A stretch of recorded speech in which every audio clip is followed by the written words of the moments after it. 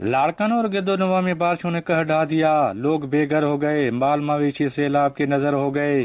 सैलाब मुतासरीन दर बदर की ठोकरें खाने पर मजबूर हो गए।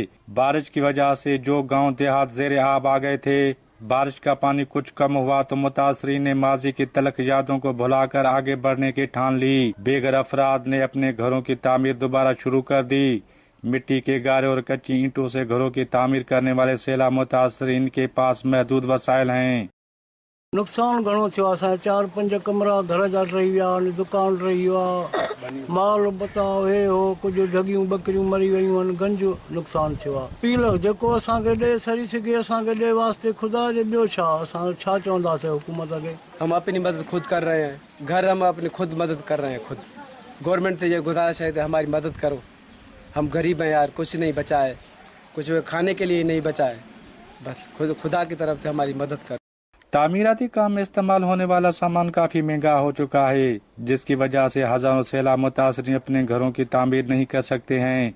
जरूरत इस अमर की है कि हुकूमती सतह पर बेघर अफराद की माली मदद की जाए। तामीराती काम में आने वाले सामान को महंगा बेचने वालों के खिलाफ कानूनी कार्रवाई की जाए, ताकि सैलाब मुतासरीन अपना घर और गाँव फिर से आबाद कर सकें।